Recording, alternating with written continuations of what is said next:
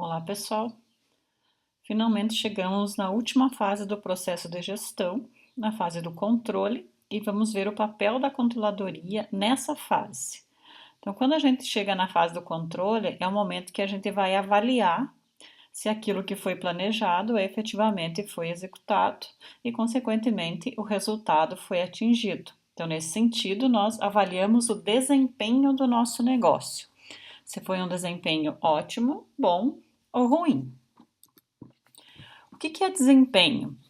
Então, o termo desempenho ele pode ser aplicado a qualquer esfera, vai muito além do ambiente empresarial.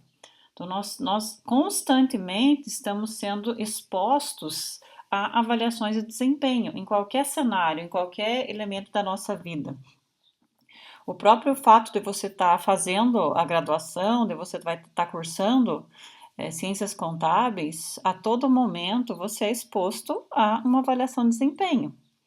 Inclusive, nesse momento, assistindo essa aula, você está se preparando para que você tenha um desempenho melhor em algum ambiente da sua vida. Então, o desempenho ele corresponde à identificação de resultados mensuráveis que foram alcançados em um dado período por uma entidade, uma unidade de negócio, um departamento ou um indivíduo. Então, o desempenho é o resultado que você atinge, é o que as pessoas realizam, atingem, produzem quando desempenham suas atividades. Então, o resultado que você tem no ambiente que você está envolvido, ele permite identificar se o teu desempenho foi bom ou ruim. E esse desempenho ele precisa ser medido periodicamente. À medida que eu vou avaliando o desempenho, eu posso estar implementando ações que me mantenham no flow, no fluxo, ou que me corrijam se eu estiver me desviando daquilo que foi planejado. A avaliação do desempenho é uma análise de julgamento. Então, nós vamos aprender nessa aula que mensurar desempenho e avaliar desempenho são coisas diferentes. Então, quando eu estou avaliando o desempenho de alguém, eu estou julgando. Então, é uma análise, é um julgamento sobre qualquer situação que exige uma apreciação. Avaliar um desempenho significa julgá-lo ou atribuir-lhe um conceito diante de expectativas estabelecidas. Muito em breve vocês vão estar apresentando o trabalho de vocês. E nesse momento eu vou estar mensurando e avaliando o desempenho que vocês tiveram na disciplina de controladoria. Eu vou avaliar se vocês tiveram um desempenho bom ou um desempenho ruim. Então, quando você classifica como bom ou ruim, você está julgando. E esse julgamento está atrelado a algum parâmetro, a alguma expectativa que foi pré-estabelecida. Os sistemas de avaliação de desempenho têm o objetivo de controlar a obediência da estratégia adotada. Então, se em nenhum momento você for exposto a uma avaliação de desempenho, tudo que você estiver fazendo está ok. Porque não existe um parâmetro, não existe algo com que você vai ser comparado para dizer se você teve um bom desempenho ou um desempenho ruim. Então, a partir do momento que você define um padrão, você coloca o indivíduo, o colaborador, o gestor, o profissional, o atleta, seja lá quem for objeto dessa avaliação de desempenho, num caminho. E ele precisa obedecer às estratégias pré-estabelecidas para que ele se mantenha nesse caminho e atinja o objetivo desejado. E essa atividade de julgar, ou seja, de atribuir valor ao desempenho das funções e áreas organizacionais e seus respectivos gestores, é o que alimenta o desempenho. É isso que está fazendo a roda do processo de gestão girar quando eu chego na última fase dele, quando eu vou fazer a fase do controle. Então, a avaliação do desempenho ele vai seguir essas 5 etapas. Primeiro, eu vou verificar o que se esperava. Então, quando eu planejei, quando eu defini as minhas metas, objetivos, quando eu trabalhei, por exemplo, lá no orçamento e eu projetei um resultado lá por meio da DRE, eu estava criando expectativas, eu estava definindo parâmetros.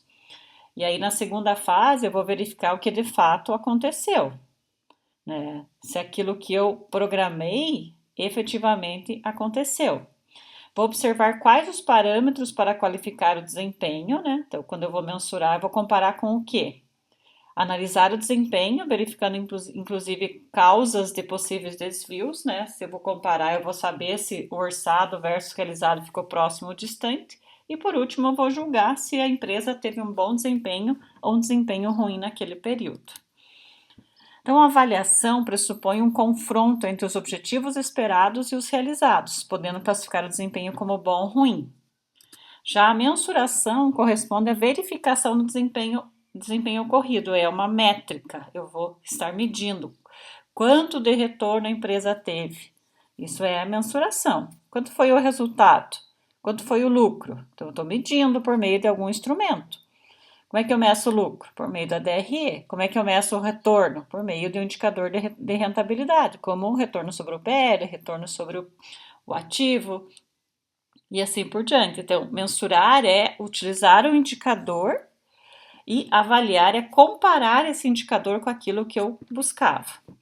Então, a controladoria, como ela exerce essa função de apoio, de assessoria aos gestores, ela não avalia o desempenho, ela apenas mensura e oferece ao gestor a informação para que ele avalie. Então, quem avalia desempenho são os gestores das áreas, a alta cúpula, quem responde pela área.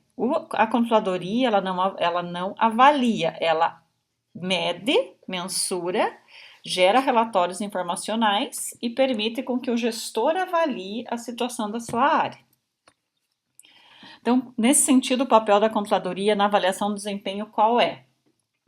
Primeiro, e isso parece fácil, mas não é a escolha dos indicadores, como eu vou medir cada uma das áreas e parâmetros que eu vou utilizar para fazer depois a comparação.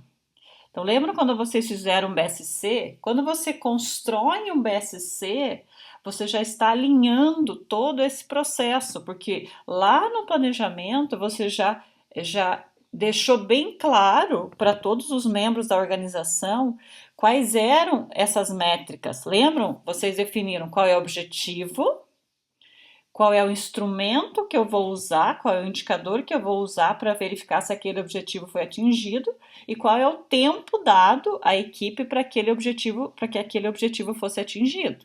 Então você já deu o caminho. Lá na avaliação de desempenho, você vai apenas verificar se isso aconteceu. Então, a controladoria participa na escolha desses indicadores, ela participa da construção do BSC. Na sequência, ela mensura o desempenho, ela vai lá fazer os relatórios, né? Todos os relatórios contábeis são ferramentas de mensuração de desempenho. Na sequência, ela vai fornecer bases informativas, ou seja, vai produzir informações, né, para que o gestor, para que a alta cúpula, ela proceda à avaliação. Então, é bem claro, vocês me ouviram falar isso várias vezes, que o controller não decide nada e o controller não julga. Ele apenas apresenta informações para que o responsável da área, para que o gestor específico faça esse julgamento, seja de recompensar, seja de demitir, seja de promover, seja de mudar, seja de descontinuar. Isso tudo é uma tarefa do gestor. Mas a controladoria, ela pode participar dessa avaliação do desempenho oferecendo opiniões, mas não que é o controle que vai decidir, fulano, você não cumpriu sua meta, você vai ser desligado da empresa. Ou fulano, você não cumpriu sua meta, você vai ter algum tipo de punição, por exemplo, como vai passar 2, 3 meses, meio ano, um ano, sem a possibilidade de promoção. Ou você vai deixar de ser recompensado. Então, quem define isso são os gestores de área. Então, a avaliação de desempenho, dentro desse contexto gerencial, de controle gerencial, ele segue esse ciclo. Primeiro, eu digo o que eu quero, né? Estabelecimento de padrões, onde eu quero chegar. Na sequência, eu comparo aquilo que efetivamente foi conseguido, foi atingido com aquilo que foi encontrado, com aquilo que foi esperado. identifica o porquê que houve esse descasamento, esse descolamento, né, que são os eventuais desvios. E por último, são implementadas ações corretivas para que no próximo ciclo esse desvio não aconteça ou esse descolamento entre real e esperado seja o menor possível. Então, para que a avaliação de desempenho seja efetiva, é preciso que eu esteja sempre alinhando o real atingido, encontrado com aquilo que foi esperado, com aquilo que foi planejado lá nas fases anteriores. E uma coisa que vocês, imagino que vocês conseguiram perceber como é difícil você linkar tudo isso. Então, quando você começa lá na primeira etapa, é tudo muito abstrato. É tudo, porque eu quero ser a maior empresa, porque eu quero ser a melhor, porque eu quero ser referência, porque eu quero isso, porque eu quero aquilo. E aí, quando você começa a funilar isso, a detalhar isso, a transformar isso em números, em estrutura, em resultado, você vê que a coisa não é tão simples assim. Então, quantos de vocês tiveram dificuldade de construir ali o orçamento para fazer, para demonstrar quantitativamente aqueles objetivos iniciais, para demonstrar quantitativamente o acontecimento, por exemplo, da visão da empresa. Então, é muito complexo esse processo de você estabelecer um padrão e você conseguir realizar exatamente aquele padrão na prática, porque existe uma série de variáveis sobre as quais você não tem controle. Mas agora, se você define um padrão que é muito baixo, aí tudo funciona, né? Porque você trabalhou muito abaixo da expectativa. Então, o segredo está em estabelecer um padrão que não seja utópico, que não seja um absurdo, e nem um padrão que seja de boa para conseguir, porque aí você não vai fazer com que a equipe ela se esforce para melhorar o resultado. Então, aí nós temos esse ciclo. Então, o que vocês já fizeram? Vocês planejaram o negócio, com todas as fases, começando pelo planejamento estratégico, passando pelo operacional e depois pela programação. Na sequência, tudo isso é colocado em prática e aí nós chegamos à última fase, que é o controle.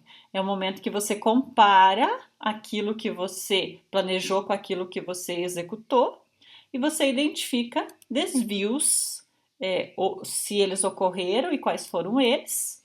E aí, por meio desse resultado, que pode estar próximo do planejado ou distante do planejado, você vai proceder à avaliação de desempenho, você como gestor.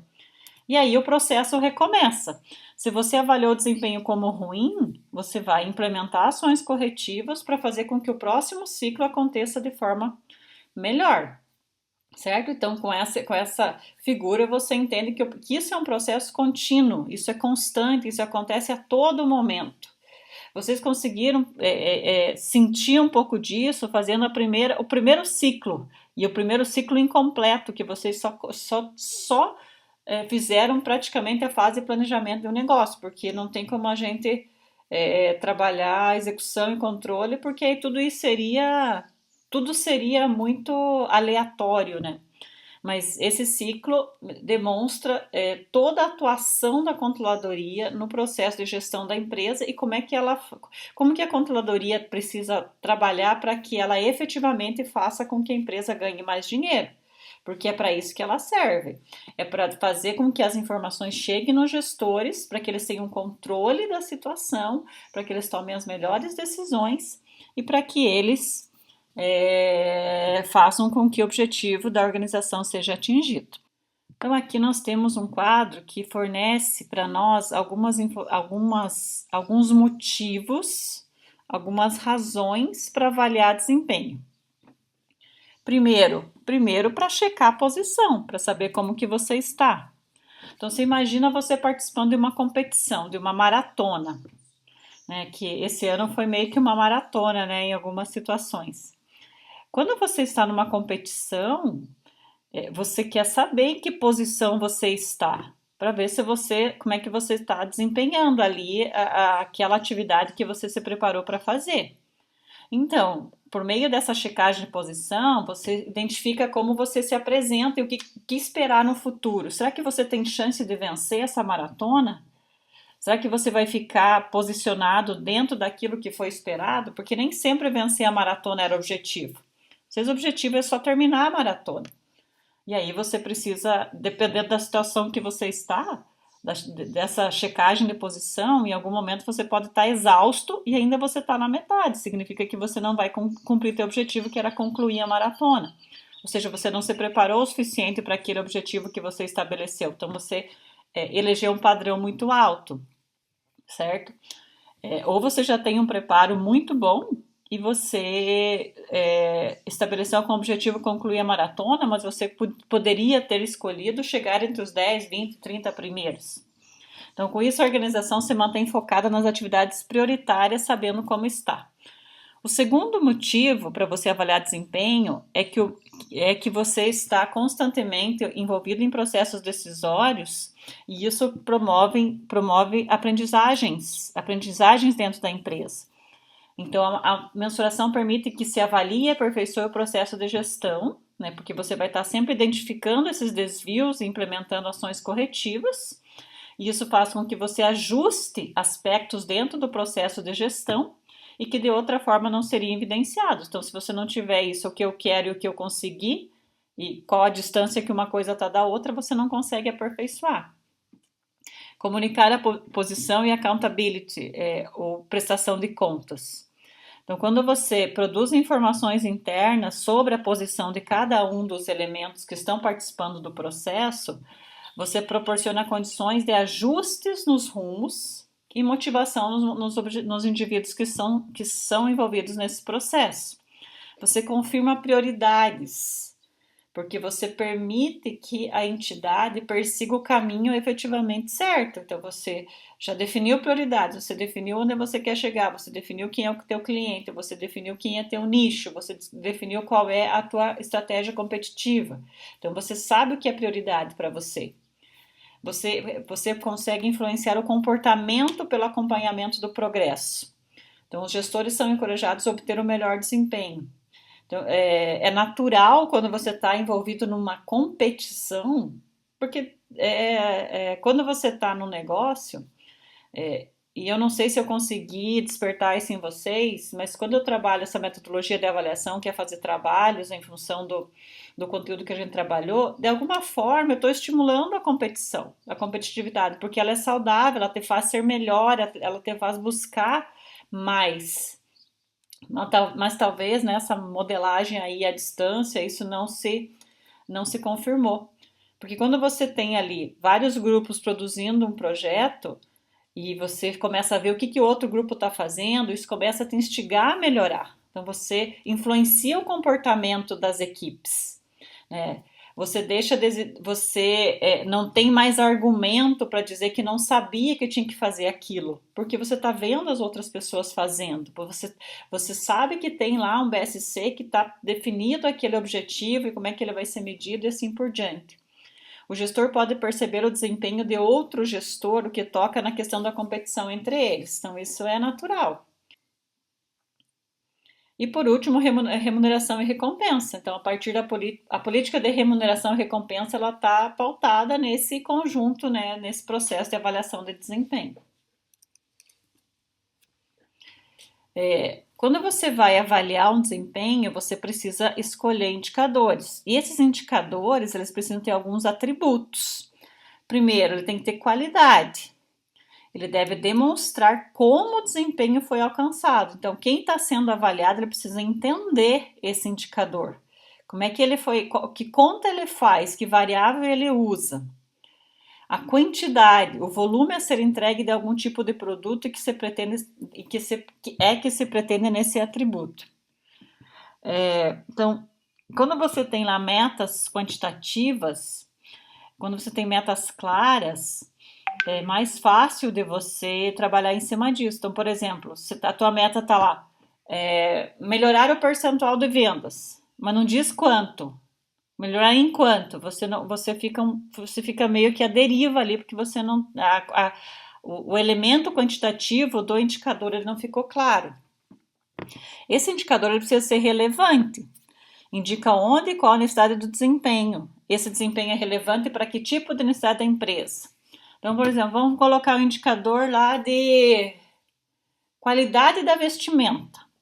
Qual é a relevância desse indicador para o processo como um todo, para os negócios, para o resultado? Se isso for algo que contribua para o negócio, ele é relevante. Por exemplo, eu tenho uma equipe de linha de frente que atende o cliente pessoalmente. Se essa equipe não estiver se apresentando adequadamente, com uma roupa adequada, pode ser que isso prejudique o negócio. Então, você imagina que a vendedora lá, ou a pessoa que fecha o negócio, vai vestida de uma maneira super vulgar, né? Qual é a mensagem que ela está passando? Será que essa empresa vai ter credibilidade junto a esse cliente? Ou um vendedor vai sujo, vai mal vestido, vai com a roupa rasgada. Então, entende? Então você tem que analisar qual é a relevância daquele indicador para o processo, para o negócio. Ele vai contribuir para o resultado da empresa, então ele é relevante. Esse indicador ele tem que ser aplicado em momento oportuno. Eu não posso estar avaliando um desempenho sem que o tempo necessário para a produção daquele resultado tenha transcorrido. Ou eu preciso respeitar esse momento, esse tempo necessário. E a velocidade é a velocidade que a atividade deve ser desempenhada. Então você precisa estar olhando quais são os atributos desses indicadores que você escolheu para avaliar a sua equipe. Vamos ver um exemplo aqui com relação a esses atributos. Primeiro, os indicadores precisam ter um nome claramente entendidos, né? Você entenda o que ele quer avaliar. Por exemplo, o ROI, ou o retorno sobre o PL. O ROI é claro, você quer saber quanto de dinheiro a empresa ganhou em função de tanto que ela investiu, do que o sócio investiu. O elemento estratégico a ser avaliado. O que eu estou avaliando? Por exemplo, market share. Market share era a minha participação no mercado. Então, é claro, eu estou avaliando quanto do mercado me pertence. Propósito. Por que o indicador foi introduzido? Qual é a função dele? Por que eu estou usando esse indicador? O método de coleta de dados. Como que eu vou coletar os dados? Qual que vai ser? De onde que eu vou pegar a informação para fazer o cálculo, para fazer a devolutiva ali para o gestor? Responsabilidade pela gestão do indicador. Quem responde pela gestão desse indicador? Targets e tolerância, metas e tolerância aceitável, né? Então, qual que é essa margem entre orçado e realizado que é aceitável? Comunicação, como que eu vou comunicar esse resultado para os gestores? Relatórios, apresentações, que formato que eu vou utilizar? Em que momento esse indicador vai ser revisado? Os indicadores eles precisam constantemente estar sendo revisados. Então, toda vez que você vai reiniciar o processo de planejamento e vai lá olhar teu BSC, você precisa verificar se todos aqueles indicadores ainda fazem sentido. O custo de se avaliar o desempenho, então, de repente você vai implementar ali uma ferramenta de avaliação de desempenho que tem um custo altíssimo, mas o benefício que ele traz não paga esse custo. Então, não é adequado implementar esse indicador. E o nível de confiança. Então, aquilo que ele mede, né, por exemplo, esse tipo de avaliação, por exemplo, satisfação do empregado, felicidade do empregado. É um indicador muito abstrato, né? Então nem sempre ele passa confiança para quem está sendo avaliado. Então são elementos que você precisa levar em consideração.